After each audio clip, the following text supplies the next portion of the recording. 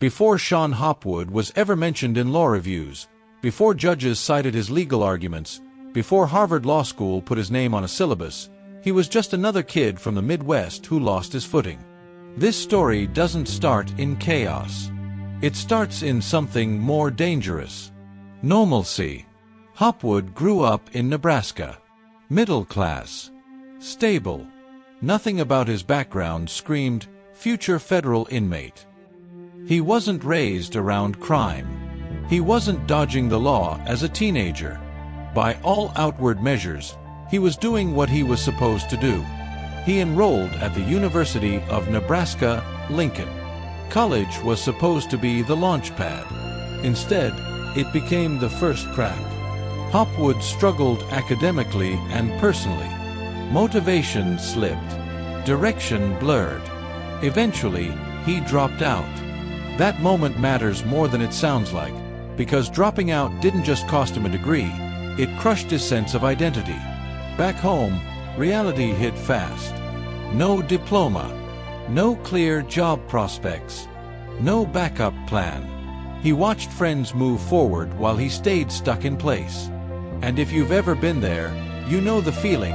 It's not just frustration. It's shame. It's feeling like everyone can see you falling behind.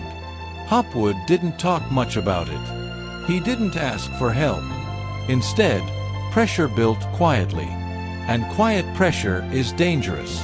By the late 1990s, he was broke, drifting, and desperate to regain control. That's when the idea surfaced, not suddenly, but gradually. The kind of idea you don't shut down fast enough. Bank robbery. Not armed robbery. Not smash and grab. No Hollywood nonsense. Just demand notes.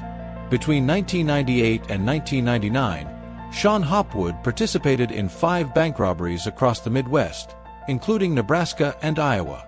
The method was simple and calculated. He'd walk in during business hours, approach a teller, and slide over a handwritten note demanding cash. No gun was displayed. No physical violence occurred. But this was still federal crime. Serious crime. Every bank robbery triggers a massive law enforcement response, regardless of how quiet it looks. Hopwood later admitted that part of him believed the lack of violence made it less serious. That belief was wrong. And deep down, he knew it. Each robbery raised the stakes. Each time he got away with it, the illusion of control grew stronger. That's how escalation works, not through adrenaline, but through false confidence. He wasn't living large. He wasn't flexing money. He was surviving. But survival through crime always comes with a countdown. Federal investigators started connecting the dots. Surveillance footage. Witness descriptions. Patterns. The system Hopwood thought he could beat was already closing in. Eventually, they caught him. The arrest wasn't dramatic. No chase. No headlines. Just handcuffs and realization. Once charged, the reality of federal prosecution set in fast. Bank robbery isn't handled lightly.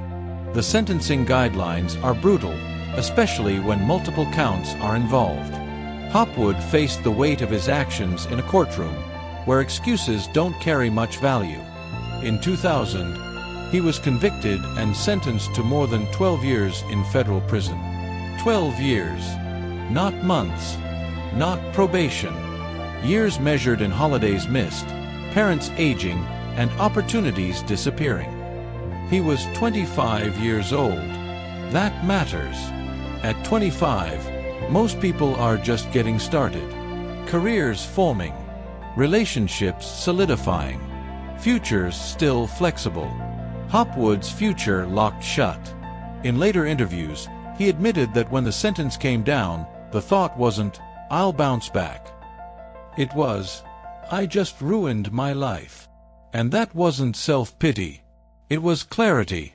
He didn't see redemption coming. He didn't see a comeback arc. He saw a long stretch of time surrounded by consequences he couldn't undo. That's an important distinction, because this story doesn't begin with hope. It begins with accountability. Hopwood never denied committing the crimes. He didn't claim he was framed. He didn't blame society. In court records and later interviews, he acknowledged the harm and accepted responsibility. That doesn't erase the damage. But it does matter. Because redemption stories that start with denial usually end in repetition. Hopwood was processed into the federal prison system, stripped of his old identity, and issued a number. He wasn't a former college student anymore. He wasn't a Nebraska kid with potential. He was a convicted bank robber, and the system treated him that way. As he was transferred to his designated facility, the reality of what lay ahead settled in. Federal prison isn't built for reflection. It's built for control, routine, survival. The irony is that Hopwood had tried to take control of his life through crime. Instead, he gave it up completely. The doors closed behind him, and the noise of the outside world disappeared. No more choices. No more shortcuts. No more pretending mistakes could be outrun. Just time. Time to sit with regret. Time to replay every decision. Time to face the question he couldn't dodge anymore. Who am I going to be when this is over? At that moment, he didn't have an answer. And honestly, most people in his position never find one. That's where this story usually ends. But for Shon Hopwood, this was just the beginning. When Shon Hopwood first stepped into federal prison, the reality hit harder than any courtroom sentence.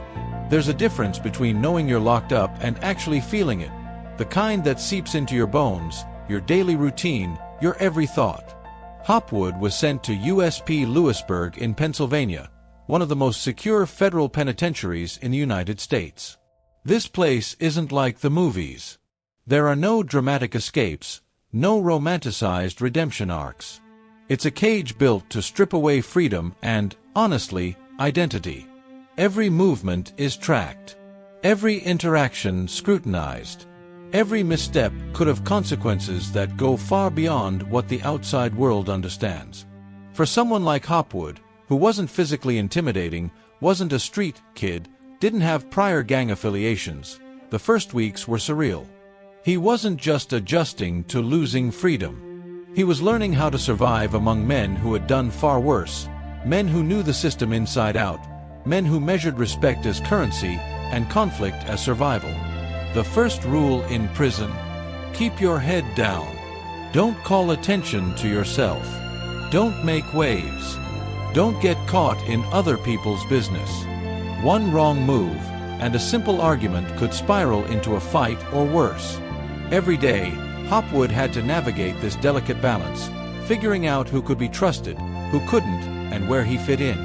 And yet, for all its harshness, prison offered one thing in abundance: time. Time to think. Time to reflect. Time to be honest with himself in ways he'd never allowed outside. At 25, with over a decade of his life hanging in the balance, he faced questions he could no longer avoid. Who was he? What did he want from life? Was he going to spend the next 12 years just surviving, or could he actually change? Hopwood's first months were spent mostly keeping to himself, studying routines, and observing the people around him. Prison culture is complex. There's hierarchy, unwritten rules, and rituals. Every inmate develops coping mechanisms. Some turn to physical strength, some to manipulation, some to religion. Hopwood had none of these immediately, but he had curiosity and, unexpectedly, intelligence. That would become his survival tool. What turned things for him, though, was a quiet realization. If he wanted more than mere survival, he had to learn the rules of power inside the prison system, and not the kind you think. He didn't need muscle.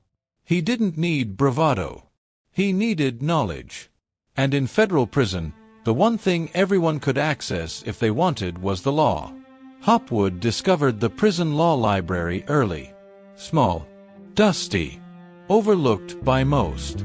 But for him, it became a lifeline. At first, he browsed out of curiosity, trying to understand his own case.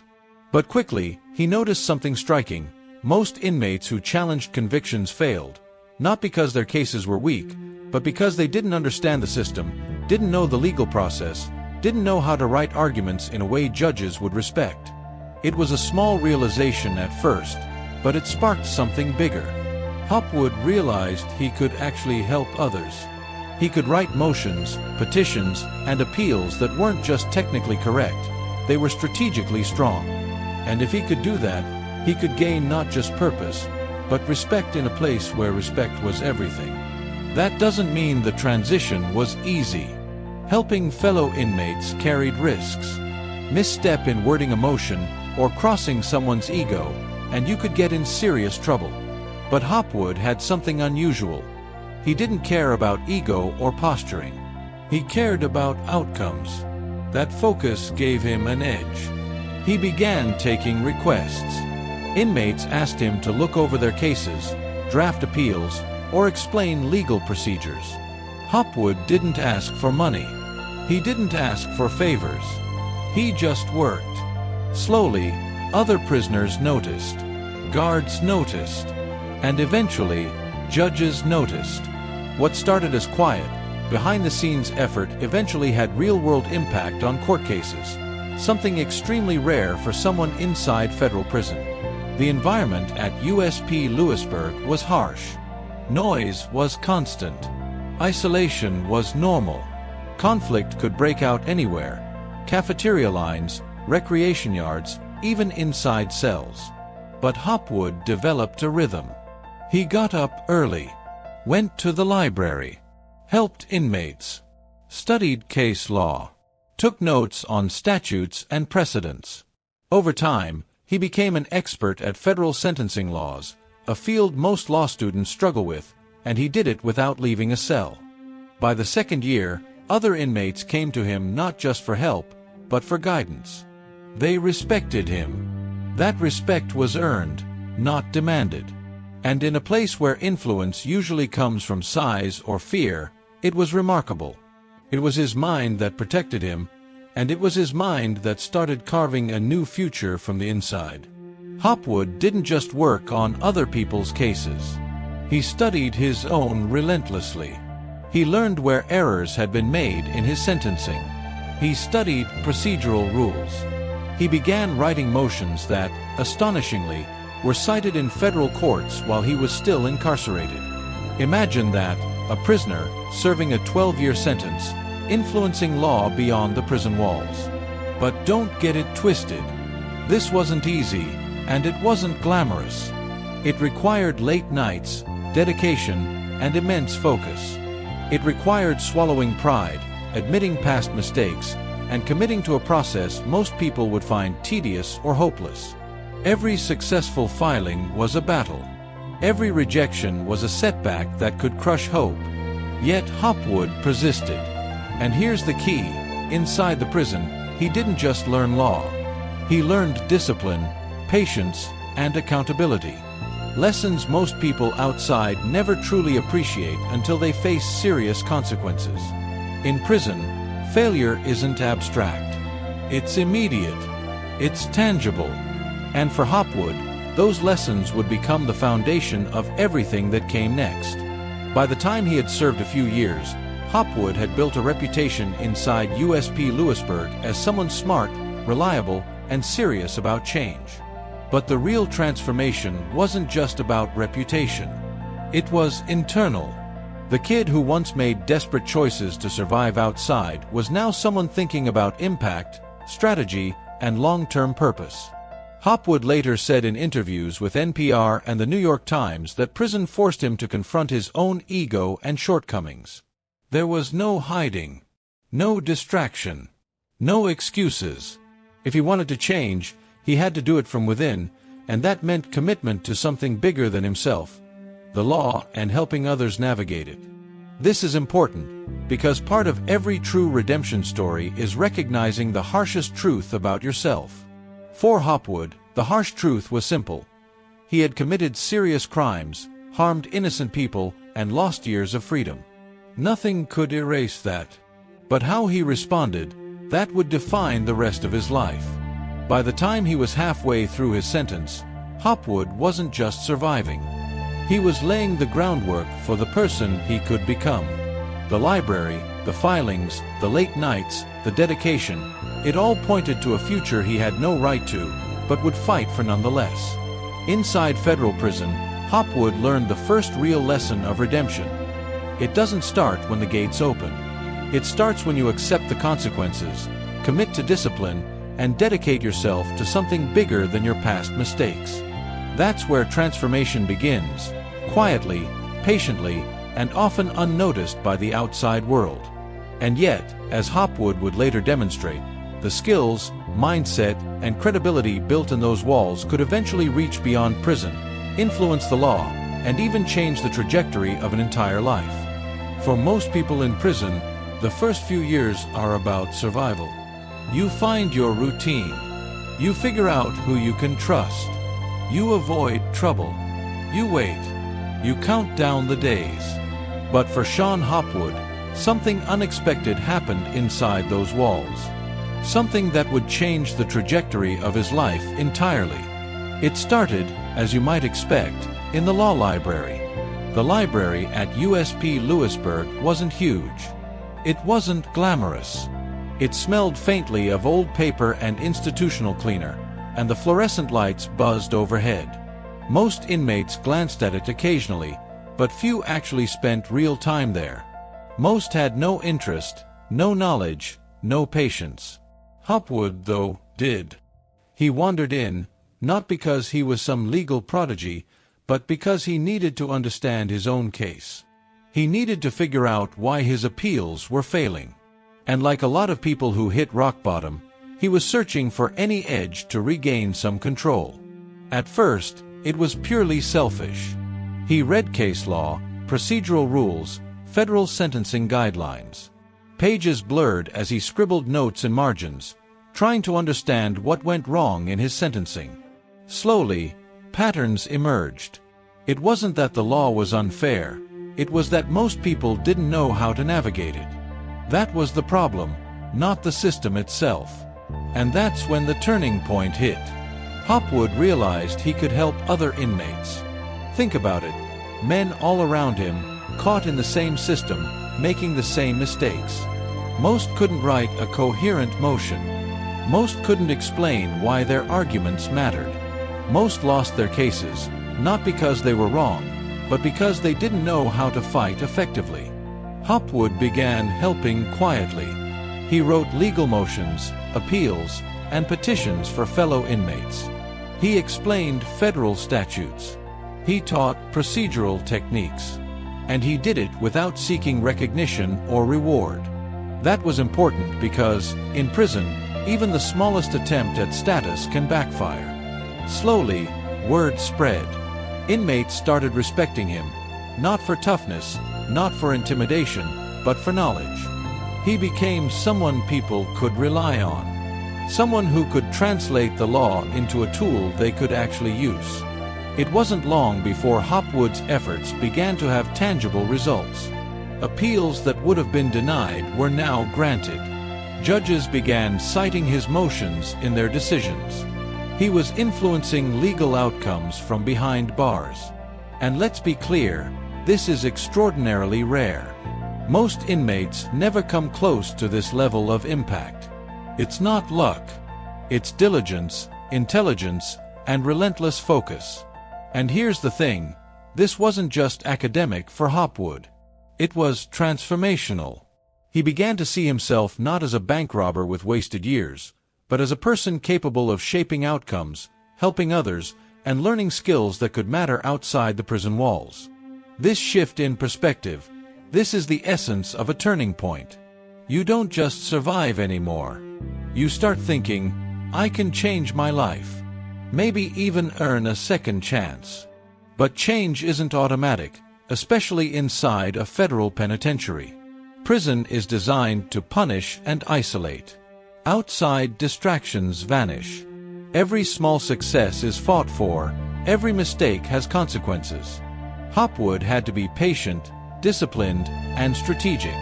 He had to study legal texts, write motions, revise filings, and ensure everything was perfect. In court, sloppy work is fatal. In prison, sloppy work is deadly. Through these small, consistent actions, Hopwood started building something bigger than himself. He wasn't just helping one inmate. He was developing a reputation, quietly, as someone who could master the law from inside a prison cell. That reputation reached beyond the yard. Guards noticed his dedication. Fellow inmates respected him. And, eventually, judges began to take note of his filings. This is the part of Hopwood's story that's often understated but crucial. He didn't wait until freedom to start changing. He started inside, with nothing but determination, books, and paper. Most people in prison remain stuck because they focus on what they've lost. Hopwood focused on what he could build. That mindset, that willingness to use time and adversity as tools, was the real turning point. Hopwood himself has described this period as an awakening. He realized that even though he was physically confined, his mind was free to grow, to influence, and to strategize. He could write motions that mattered. He could change outcomes. He could be someone who mattered, even from behind bars. This realization didn't remove the weight of guilt, regret, or the reality of a long sentence. But it did give him purpose. And in prison, purpose is survival on a higher level. It's a shield against despair. It's a compass pointing toward possibility instead of doom. By the third year of his sentence, Hopwood was no longer just an inmate. He had become a legal resource. Other prisoners came to him with questions about sentencing, appeals, and habeas petitions. The law library became his office, and the courtroom became a canvas where his arguments, drafted from behind bars, could have impact. And here's a fact that's both incredible and verified. Some of Hopwood's motions were so well crafted that federal judges cited them in decisions, giving real-world influence to someone who had once been locked up for robbery. Think about that for a second. A man who once slid demand notes across bank counters was now shaping legal outcomes for others, purely through intellect and dedication. That's the essence of the turning point. Hopwood could have remained bitter, resentful, and stagnant. He could have let prison define him as a criminal, a statistic, a cautionary tale. But instead, he chose to define himself through action, learning, and impact. This is also where Hopwood began to see a broader vision for himself. Helping inmates wasn't enough. He realized he wanted to master the law entirely, to eventually use it as a tool for reform, for justice, and for redemption. He wasn't just surviving anymore. He was preparing for a life beyond the bars. And it's worth noting that this turning point was slow, cumulative. There wasn't a single aha moment. It was years of quiet effort, small victories, and relentless focus. The recognition from judges, the respect from inmates, the knowledge he accumulated, these were all stepping stones leading him toward a future that once seemed impossible. In interviews later in life, Hopwood reflected on this period as the most important part of his journey. Not the court case that sent him to prison. Not the sentence. Not the crime itself. The turning point was the moment he realized he could transform adversity into opportunity, and that transformation began from the inside. For those watching, this moment offers a lesson that goes beyond prison walls. Change doesn't come from external conditions. Change comes from how you use the circumstances you're given, no matter how harsh, no matter how hopeless they feel. Hopwood's turning point inside federal prison wasn't just the beginning of his legal career. It was the beginning of his redemption. From that point forward, every choice he made, every hour in the library, every filing he completed, was a deliberate step toward reclaiming a life he had once risked losing forever. By the end of this period, Hopwood had proven something remarkable. Even in the worst circumstances, a person could chart a new path, create real impact, and earn respect simply by committing to growth and discipline. And that commitment would set the stage for the next chapter of his story, a chapter that would take him from prison to law school, and eventually to Harvard Law School itself. By the time Shon Hopwood had spent several years behind bars, He had developed a reputation in federal prison, not as a troublemaker, not as a hardened criminal, but as someone with a rare combination of skill, discipline, and focus. Inmates and guards alike began to notice it. The kid who once made desperate mistakes had become a legal mind inside prison walls. Yet, no matter how skilled he became at drafting motions, no matter how many inmates he helped or how many judges cited his filings, Hopwood still faced one undeniable reality. He was still locked up, and his name was still tied to multiple bank robberies. Even the best motions didn't erase a felony record, and the world outside prison walls still saw him as a convict first. That's when he realized he needed to reach beyond the walls, and that's where the letter came in. It wasn't a fan letter. It wasn't a plea for mercy, and it wasn't some desperate act of self-promotion. It was a carefully written note to a legal scholar, Professor Douglas Berman, a respected authority on federal sentencing law. Hopwood didn't know exactly what to expect. He didn't know if anyone would reply. But he knew one thing. If he wanted to create a chance for a future outside prison, he had to show initiative, knowledge, and accountability. Hopwood wrote plainly and honestly. He described his understanding of the law. He explained the mistakes he had made in both procedure and life. He asked thoughtful questions about legal theory, sentencing guidelines, and the impact of federal statutes. There was no self-pity, no attempt to excuse his crimes. Just clarity, insight, and a mind that wanted to engage seriously. When Berman received the letter, he was struck, not by the fact that it came from a prisoner, but by the level of understanding and precision Hopwood displayed. He replied, and that reply set off a chain reaction. Berman shared Hopwood's insights with colleagues. He encouraged other legal scholars to look at Hopwood's work. Soon, Hopwood was gaining recognition outside prison for his legal ability, something almost unheard of for an inmate. This letter, simple as it was, became a turning point. For the first time, Hopwood's reputation wasn't confined to the prison yard. For the first time, the outside world saw not just a convict, but a mind capable of real influence. Judges, professors, and legal experts began to take notice. But the letter also revealed something deeper. Hopwood didn't write it to get out early or to curry favor. He wrote it because he understood the power of connection and mentorship. Even inside prison, he realized that relationships, built on honesty, skill, and integrity, could open doors that brute force or desperation never could. After the letter, Hopwood began corresponding with legal scholars regularly. He asked questions. He discussed cases. He submitted filings for review. Each interaction, each response, added credibility to his growing reputation. He became known not just as a skilled inmate, but as someone who could think critically, learn, and contribute to the law in meaningful ways. The impact of the letter extended beyond Hopwood personally. Scholars and judges began to see that someone with a criminal past could, with accountability and education, contribute meaningfully to the legal system. It challenged stereotypes.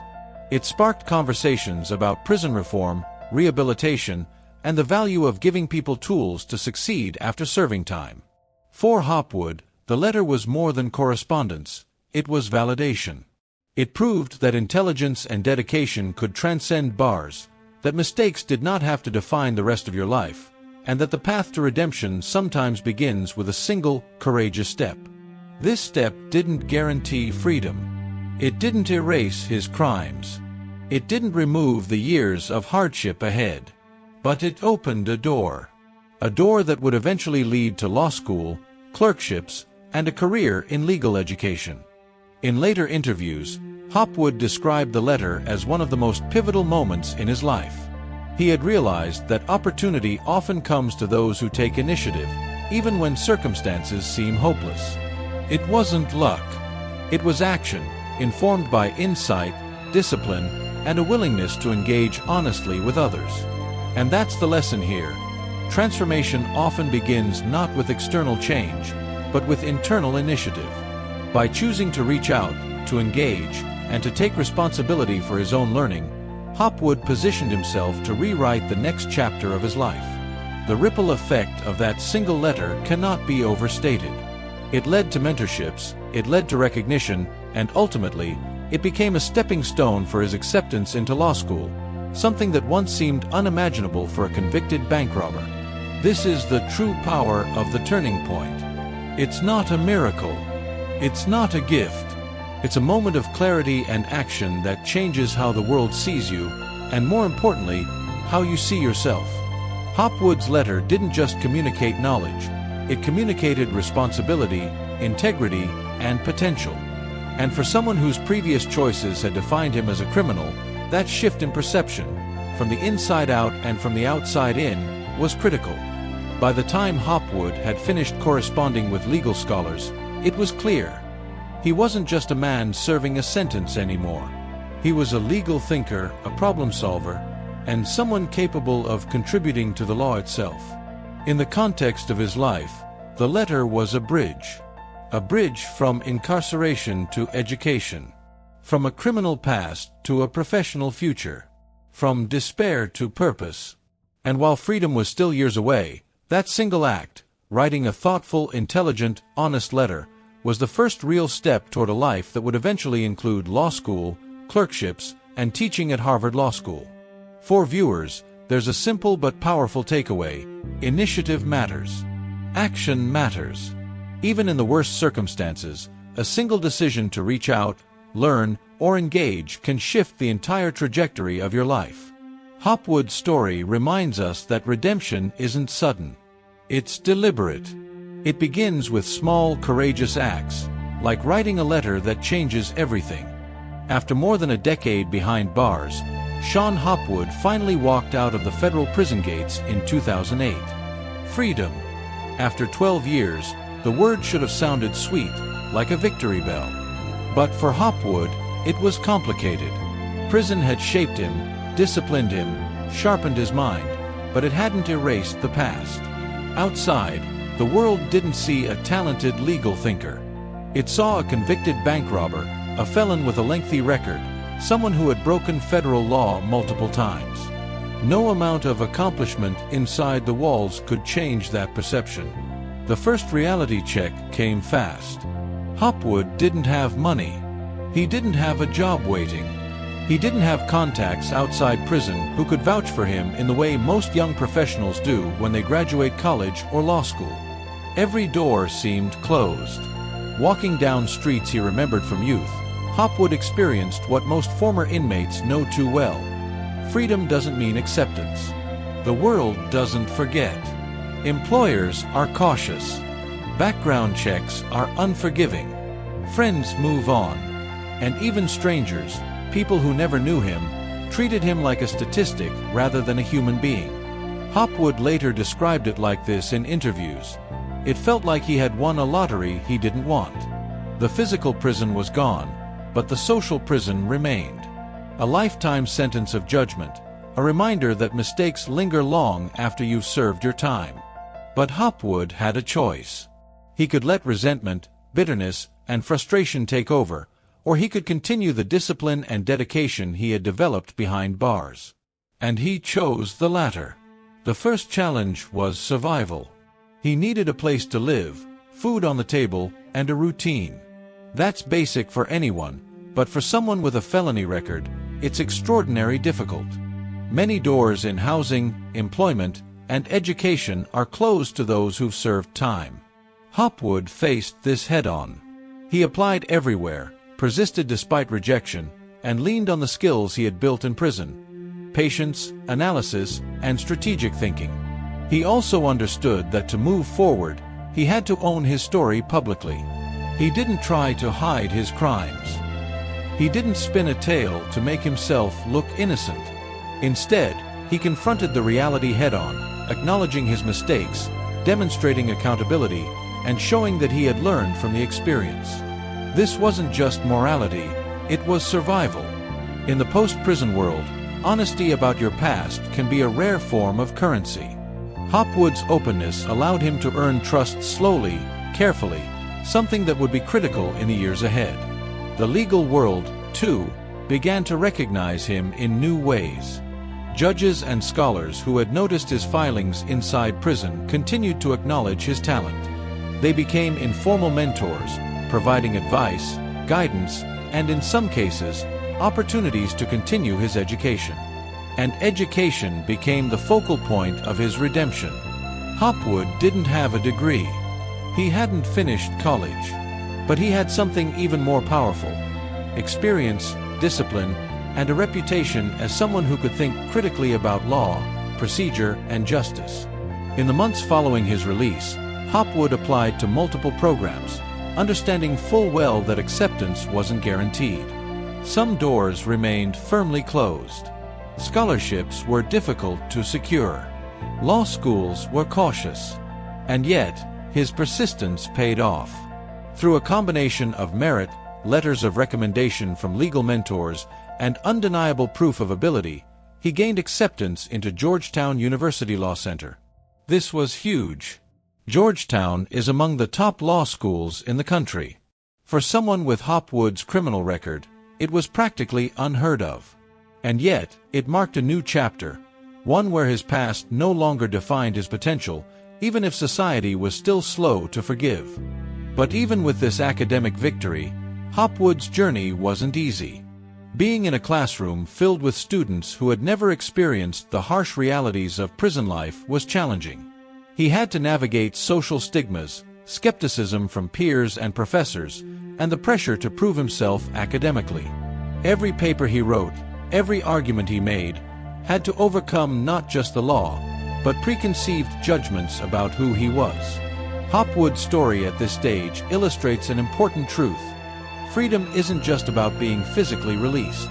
It's about navigating the social, professional, and psychological barriers that remain. Being free from a cell doesn't automatically mean you're free from consequences. And those consequences are real.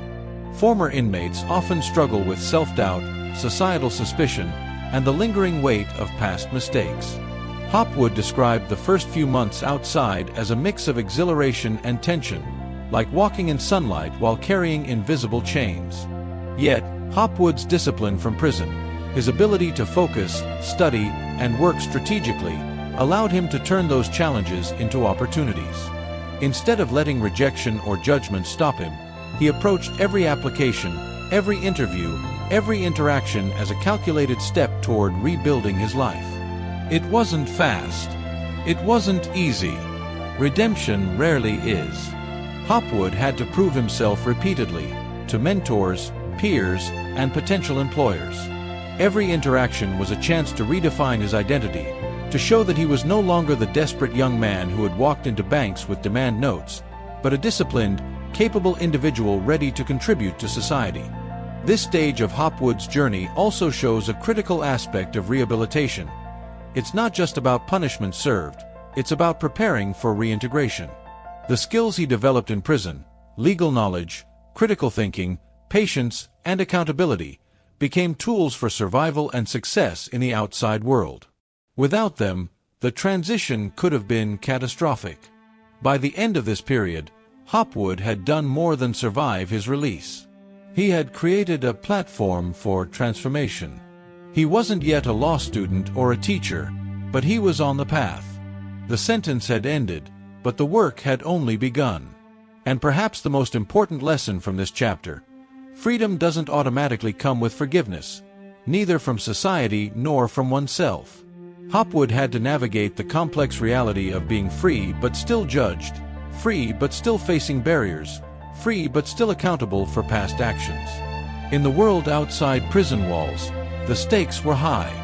One misstep, one lapse in judgment, and he could have returned to the very place he had fought so hard to rise above. But through discipline, strategic thinking, and leveraging the recognition he had earned from legal scholars, Hopwood slowly began to turn freedom into opportunity. This chapter sets the stage for the next: law school, clerkships, and eventually teaching at Harvard Law School. The journey from inmate to respected legal professional begins not at the prison gates, but in the mindset and preparation Hopwood carried with him. Lessons learned, discipline honed, and a vision of what redemption could truly look like. Freedom had come, But forgiveness would take time, and it was something Hopwood had to earn every step of the way. Getting accepted into law school is tough for anyone. Top schools demand high grades, strong recommendations, and a clear sense of purpose. Now imagine doing it after serving more than a decade in federal prison for bank robbery. For most people, that would be impossible. But for Shon Hopwood, impossibility became the challenge he chose to face. After his release in 2008, Hopwood had a criminal record that would make most law schools hesitate. He had no undergraduate degree completed. He had years lost behind bars. And yet, he had something no resume could fully capture: extraordinary legal skill and discipline honed in the harshest environment imaginable. Hopwood applied to several programs, fully aware that rejection was the more likely outcome. The odds were stacked against him. Most law schools have strict admission standards, and a felony record, especially one involving multiple bank robberies, typically triggers immediate disqualification. Some schools even have policies explicitly barring felons from admission. But Hopwood wasn't applying to just any law school. He was aiming for Georgetown University Law Center, one of the most prestigious law schools in the country. To gain admission, he had to demonstrate academic capability, character, and potential for contribution to the legal field, all while being honest about his past. And that's exactly what he did. Hopwood's application was unconventional. It included detailed explanations of his legal work in prison, drafting habeas petitions, writing motions, and helping fellow inmates navigate the federal legal system. He included letters of recommendation from judges and legal scholars who had observed his filings firsthand. These were people who knew his work and could speak to his talent, discipline, and integrity. In addition to these letters, Hopwood wrote an application essay that was candid and self-aware. He did not hide his past. He did not try to spin it into a story of overcoming hardship. He took full responsibility for his crimes, reflected deeply on his mistakes, and explained how his time in prison had shaped his understanding of law, justice, and personal accountability. Admissions officers at Georgetown read the essay. They read the letters. They reviewed the work he had done while incarcerated. And against all odds, they saw potential beyond the record. They saw intelligence, discipline, and a demonstrated ability to think critically and act responsibly, qualities essential for a successful law student and, later, a lawyer. In 2009, Hopwood was accepted into Georgetown University Law Center. To outsiders, it might have seemed improbable, even impossible. To Hopwood, it was the result of years of preparation, patience, and relentless focus while behind bars. He had built his future one legal motion at a time, one page of study at a time, one disciplined day at a time. Entering Georgetown was a culture shock. The campus was full of students who had traditional academic trajectories, undergraduate degrees, internships, extracurricular activities, and personal networks. Many had never experienced the reality of federal prison, the isolation, the monotony, or the challenges of rebuilding life from nothing. Hopwood had to navigate skepticism from peers and faculty. Some were curious. Some were cautious. Some couldn't reconcile the image of a former bank robber with the image of a law student.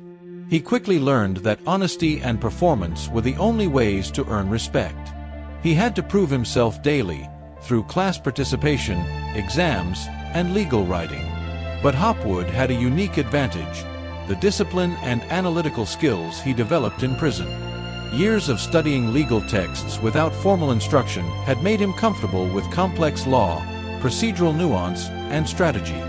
He could read cases deeply, write persuasively, and think critically in ways most students were still learning. Even so, the first semester was daunting. Law school is intense for anyone. For someone with a disrupted academic background and a criminal record, the pressure was enormous. Hopwood experienced moments of doubt, wondering if he belonged, questioning whether his past would ever truly let him move forward. He persisted. He asked for help when needed, sought mentorship from professors, and leaned on his prior experience. Gradually, He gained confidence and began excelling academically. His legal mind, sharpened in the unforgiving environment of federal prison, now gave him a competitive edge in a classroom filled with privilege and expectation. This period also forced Hopwood to grapple with societal perceptions of redemption. Acceptance into law school didn't erase the stigma of his past. Each day required balancing the identity of a student with the reality of being a former inmate. He learned that earning trust and credibility takes more than words. It takes consistent action and excellence. By the end of his first year, Hopwood had not only survived law school, he was thriving. Professors recognized his talent. Peers respected his work ethic. And the same qualities that had earned him citations in court filings, clarity, precision, and critical thinking, were now earning him top grades and opportunities for leadership within the law school community. Hopwood's story during this time is a powerful reminder that opportunity often meets preparation, even in situations that seem impossible. The legal world could have rejected him outright. Society could have written him off as a criminal. But Hopwood had built credibility, skill, and a mindset capable of seizing a chance when it appeared. In retrospect, Georgetown's acceptance was more than just a personal victory. It was a testament to the idea that talent and accountability can overcome extraordinary obstacles. It demonstrated that a criminal past does not have to define a person's future, especially when matched with discipline, self-awareness, and strategic action. By the time Hopwood completed his law degree, he had transformed from a former bank robber with a 12-year federal sentence into a respected legal scholar in training, laying the foundation for clerkships, professional credibility, and eventually teaching positions. The impossible acceptance into Georgetown was the bridge from incarceration to a life of professional and personal redemption. This chapter of Hopwood's story is a critical reminder: redemption is rarely instant.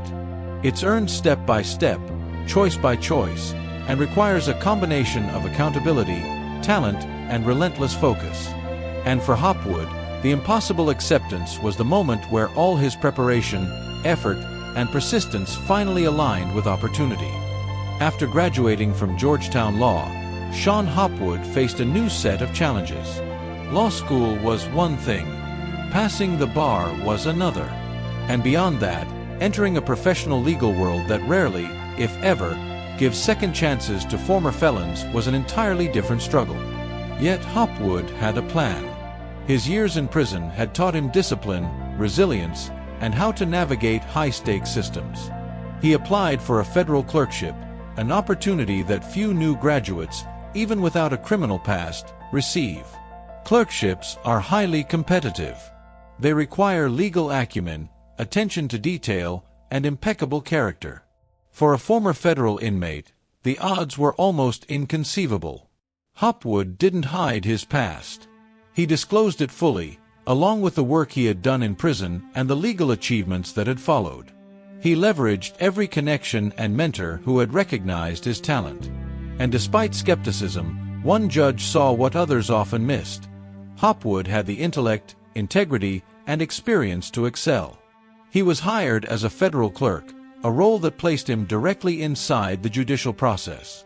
For Hopwood, this was more than a job, it was a statement.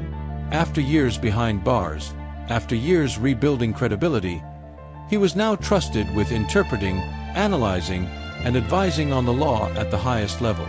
He was participating in the system he had once been punished by, now as a respected contributor rather than a defendant. This period was transformative, not just professionally but personally. Hopwood saw firsthand the nuances of justice, fairness, and procedural law in action. He realized that the system, for all its flaws, could also recognize talent, accountability, and redemption. He began to understand how his past mistakes could inform a better approach to justice, particularly for those caught in the cycle of incarceration he had once known all too well. Hopwood's work as a clerk did not go unnoticed. Harvard Law School, always on the lookout for unique legal minds and voices with diverse experiences, recognized him as someone whose story, perspective, and scholarship could contribute meaningfully to legal education. He was invited to join as a teacher and mentor, guiding students not only in the letter of the law but in understanding the human consequences of legal decisions. Teaching at Harvard was another leap forward. Hopwood wasn't just instructing students about statutes, case law, or procedural rules. He was sharing lessons learned from life: accountability, persistence, the consequences of choices, and the possibility of redemption even after grave mistakes. His students gained insight into the law not just from textbooks but from someone who had experienced its most serious consequences firsthand. Hopwood also focused on prison reform and advocacy, using his unique position to shed light on the realities of incarceration. His story illustrated the potential for rehabilitation when individuals are given tools, mentorship, and opportunities to learn. He worked to help current and former inmates navigate the legal system, showing that the law could be a tool for transformation rather than only punishment. This period represents the full circle in Hopwood's life. The young man who once entered banks with demand notes, desperate and directionless, had returned to the legal system, this time as a thought leader, mentor, and educator. He had transformed his punishment into purpose. He had turned mistakes into teaching moments. He had used discipline and talent to rewrite the narrative of his life. Hopwood himself has reflected on this journey as a series of deliberate choices. Each motion written in prison, each letter to legal scholars, each law school application, and each job application post-release were conscious steps toward rebuilding a life. None of it was guaranteed. None of it was easy. But all of it was grounded in the principle that past mistakes do not have to define the future. By the time he was established as a legal scholar and educator, Hopwood's story was inspiring beyond the legal community. It was featured in major publications like the New York Times and NPR, documenting his journey from federal inmate to respected law professor. His experiences became case studies in accountability, redemption, and the potential for the human spirit to transform adversity into achievement. Hopwood's full-circle journey teaches multiple lessons. First, that talent and discipline can overcome extraordinary obstacles. Second, that society often underestimates the potential for rehabilitation when individuals are given opportunity and support. And third, that redemption is not instantaneous. It requires patience, sustained effort, and deliberate action over many years. In teaching at Harvard, Hopwood continues to emphasize that the law is not just about punishment or procedure. It's about understanding human behavior, societal consequences, and the possibility of change. His students learn not only about statutes and precedent but about ethics, accountability, and the real-world impact of legal decisions. This stage of Hopwood's life completes the arc from crime to redemption. It shows that transformation is possible even after serious mistakes, and that with focus, mentorship, and perseverance, one can contribute meaningfully to society while addressing the harms of the past. Hopwood's story reminds us that full redemption is earned through consistent effort, not shortcuts. Each stage, prison, education, clerkship, teaching, represents a deliberate step in rebuilding credibility, trust, and purpose. The man who once felt trapped by circumstance now influences the legal system and the minds of future lawyers. And while the story is remarkable on paper, the true impact is human. One life transformed, one example that demonstrates the power of accountability, resilience, and education. Hopwood's journey is not just inspiring, it's a blueprint for how society can recognize potential where it once saw only a criminal past. From bank robber to federal clerk to Harvard law professor, Shon Hopwood exemplifies a rare, authentic redemption. He turned consequences into opportunity, punishment into discipline, and mistakes into a platform for teaching and advocacy. That is the essence of full circle, returning not just to the system, but to life itself, transformed and ready to contribute. By the time Shon Hopwood had established himself as a law professor and legal scholar, he had lived through extremes few people ever face. 12 years behind bars, navigating the harsh realities of federal prison. The struggle to regain credibility, trust, and opportunity after release. Acceptance into Georgetown law. A federal clerkship. And finally, teaching at one of the most prestigious law schools in the world. Through all of it, Hopwood discovered that the real lesson of his journey isn't about fame, accolades, or even legal mastery. It's about something far more human: accountability, resilience, and the choice to redefine yourself despite the weight of your past. Prison had forced Hopwood to confront the raw consequences of his actions. There was no escaping responsibility. Each day behind bars offered a stark reminder: crime has real-world impact, not just on the system, but on victims, families, and one's own life trajectory. That clarity, though painful, became the foundation for change. Inside, he learned patience and discipline, but more importantly, he learned the value of contribution. Helping fellow inmates navigate the law, drafting petitions, and guiding appeals wasn't about recognition. It was about seeing that even in constrained circumstances, one could make a positive difference. That realization, small at first, would grow into a lifelong commitment to teaching and advocacy. When Hopwood stepped outside, freedom was complicated. Society didn't instantly forgive him. Friends had moved on. Employers were skeptical. Opportunities were limited. And yet, he pressed forward. He understood that redemption isn't given, it's earned. Every action, every decision, every interaction was a chance to rebuild trust and demonstrate integrity. His journey shows that accountability is not a one-time act, it's a sustained commitment. Owning past mistakes, learning from them, and actively working to do better is what allows someone to reclaim purpose and meaning. Hopwood didn't just apologize once and move on. He structured his life around continuous growth, turning lessons learned in prison into practical skills that benefited both himself and others. Education became a tool, not just for career advancement, but for transformation. In law school, Hopwood's criminal record could have been a barrier. Instead, he leveraged his experience, legal skill, and discipline to excel.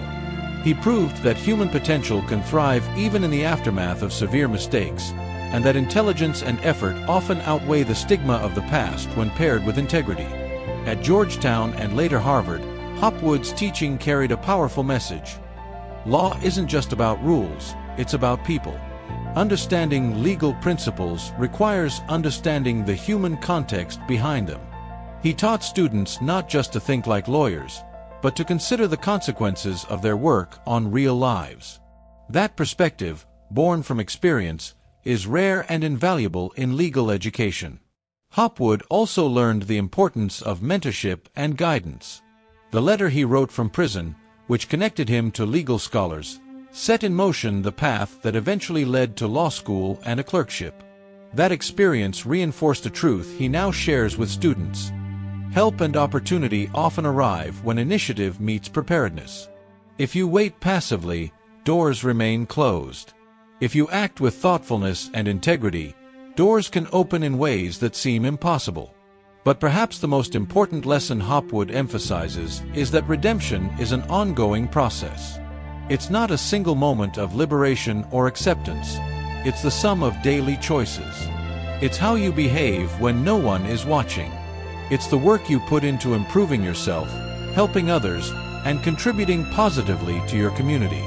His life illustrates that true transformation requires patience, persistence, and humility.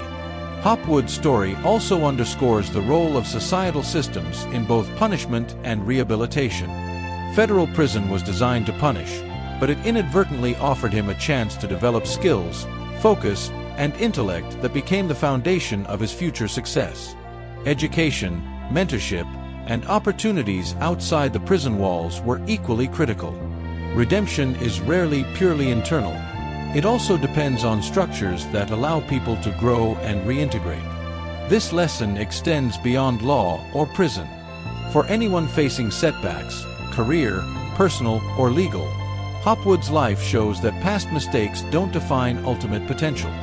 What matters is accountability, dedication, and using whatever tools and opportunities are available to construct a better future. Even with his remarkable achievements, Hopwood remains humble about the path he took. He acknowledges the gravity of his crimes and the privilege of the second chances he received. He doesn't glamorize prison or his criminal past. Instead, he frames the story around learning, growth, and contributing meaningfully to society. In classrooms, conferences, and publications, Hopwood continues to teach the same principles that save his life from despair: responsibility, patience, integrity, and service. He inspires future lawyers to recognize that the law is not only a career but also a vehicle for justice, advocacy, and redemption. Ultimately, the real lesson of Shon Hopwood's life is simple but profound. Your past does not dictate your future, but your actions do. Every choice matters. Every effort counts. And even in the face of extreme consequences, transformation is possible when you embrace responsibility, seek knowledge, and commit to positive action. From bank robber to legal scholar, from inmate to Harvard law professor, Hopwood's journey is a testament to human resilience. It shows that mistakes can become teachers, that adversity can be a catalyst, and that redemption is earned through consistent effort, ethical action, and purposeful living. His story isn't just about him. It's about the potential within all of us to learn, adapt, and rise above our worst mistakes. It's about the power of second chances, mentorship, and education. And it's about understanding that the law, at its best, can be a path to transformation rather than just punishment. For anyone watching, the lesson is clear. Life may not forgive you, society may be skeptical, but your choices, actions, and dedication define what comes next. Shon Hopwood's life is proof that no matter how far you've fallen, redemption is possible when you commit to change, learning, and purpose. Shon Hopwood's story is remarkable on many levels. It's a tale of crime, punishment, and redemption. But the real reason it resonates, and why it matters, is that it challenges the narratives we tell ourselves about justice, second chances, and human potential. At first glance, Hopwood's life could seem like a cautionary tale. A young man who chose crime, got caught, and served a lengthy federal sentence. But that would only tell half the story. The other half, the part that truly matters, is what he did with his time, how he transformed adversity into opportunity, and how he continues to impact the lives of others. Hopwood's story matters because it demonstrates that people are capable of profound change, even after serious mistakes. Too often, society labels someone by their worst actions, assuming those actions define them forever. Hopwood defies that assumption. He shows that growth, education, and accountability can lead to genuine transformation. One of the most powerful aspects of his journey is how he used the very systems that once punished him as tools for rehabilitation. In prison, he discovered the law, began helping other inmates, and developed skills that would later allow him to re-enter society successfully. This isn't fantasy or Hollywood storytelling. These are documented events from federal records, court filings, and interviews with NPR and the New York Times. Hopwood also demonstrates the critical role of mentorship, guidance, and access to education. The letter he wrote from prison to legal scholars was a turning point. It connected him with people who could see potential rather than just a criminal record. It's a reminder that opportunity often arises from courage, honesty, and reaching out. Furthermore, Hopwood's life challenges the way we view prison and rehabilitation. Too often, prisons focus on punishment without providing tools for growth. Hopwood's transformation shows that when education, mentorship, and discipline are combined, incarceration can also become a launchpad for skill, purpose, and societal contribution. His experience is being studied and cited in discussions about prison reform, legal education, and second chance initiatives. The story also matters because it underscores the importance of accountability. Redemption isn't granted automatically. It requires recognizing past mistakes, committing to change, and demonstrating integrity over time. Hopwood didn't just get lucky. He earned every step of his transformation, from mastering the law in prison to graduating from Georgetown and eventually teaching at Harvard Law School. Hopwood's journey has a ripple effect. His work as an educator and mentor helps future lawyers understand the human impact of legal decisions. His advocacy in prison reform and guidance for inmates show that those who have lived through the system can offer insights and solutions that others cannot. His influence extends far beyond his personal story. It touches students, legal professionals, and incarcerated individuals nationwide. In a world often polarized between punishment and mercy, Hopwood's story provides a real-world example of balance. It's about acknowledging wrongdoing while proving that with effort, skill, and integrity, a person can make meaningful contributions to society. This is especially relevant in discussions about criminal justice reform and the potential for education and mentorship to reduce recidivism. Hopwood also humanizes the legal system. Many people see law as abstract rules or cold processes. Hopwood's experience reminds us that behind every statute, every motion, and every ruling, there are real human lives, stories, and potential. By bridging his own lived experience with legal education, he brings a perspective that is both rare and invaluable.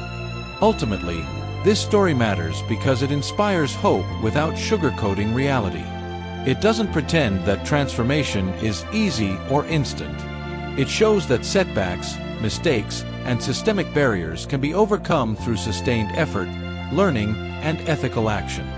Hopwood's journey is proof that even in extreme circumstances, change is possible. For society, Hopwood's story is a call to reconsider assumptions about those with criminal records. It challenges institutions to create pathways for growth, education, and reintegration. For individuals, it's a reminder that no matter how far you've fallen, redemption is achievable with accountability, persistence, and deliberate action. In the end, Shon Hopwood's life teaches that our past mistakes don't define our future potential. What defines us is how we respond, how we learn, how we grow, and how we contribute to the world around us. That is why his story matters. From bank robber to federal clerk, from inmate to Harvard law professor, Hopwood's journey is more than a biography.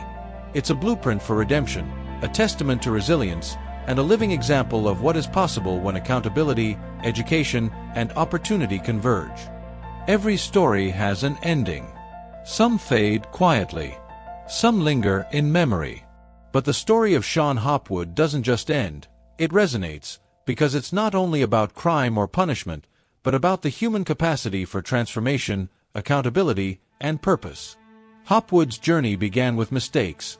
Serious, life-altering mistakes that landed him in federal prison for more than a decade. But those mistakes, as devastating as they were, didn't have to define his life. Inside prison, he discovered that even in the darkest circumstances, there are opportunities to learn, to grow, and to contribute. He spent countless hours in the law library, mastering legal principles, drafting motions for fellow inmates, and developing skills that would later earn recognition from judges and legal scholars. He wrote a letter, a simple act of reaching out, that changed everything, connecting him to mentors who saw his potential and gave him a path forward. Upon release, freedom wasn't simple. The world outside prison doesn't forget your past. Employers, peers, and society at large judge harshly. But Hopwood met these challenges head-on. He embraced accountability, continued learning, and applied his knowledge strategically. Through persistence, honesty, and excellence, he gained acceptance to Georgetown law, a seemingly impossible achievement for someone with his background. From there, he completed a federal clerkship, entered legal academia, and eventually became a professor at Harvard Law School.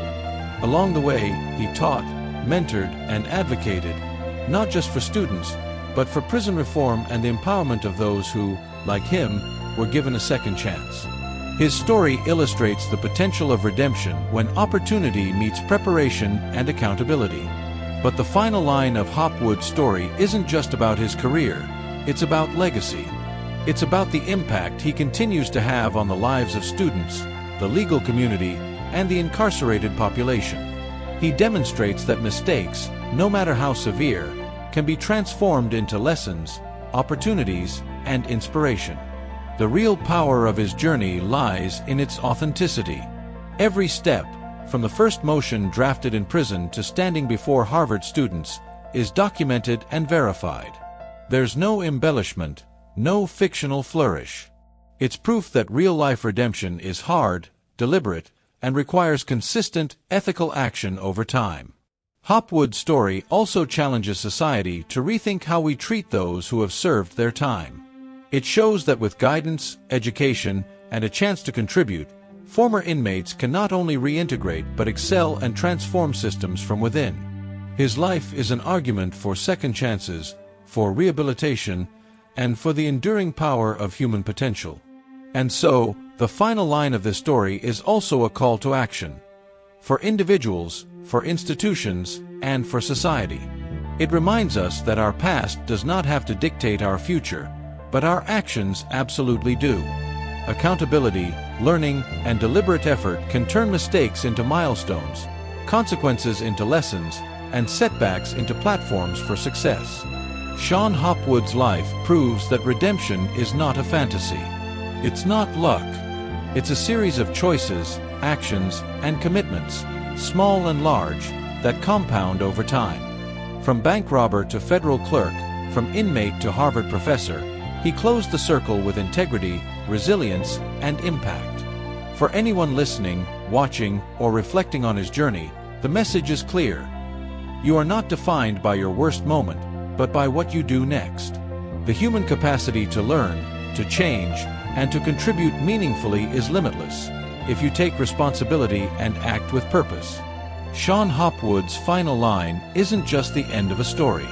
It's the beginning of inspiration for anyone seeking a second chance, anyone striving to transform mistakes into opportunity, and anyone who believes in the possibility of real, documented, authentic redemption. And so, as we close this story, remember this: redemption is earned, transformation is possible, and the next chapter, your chapter, is always waiting to be written.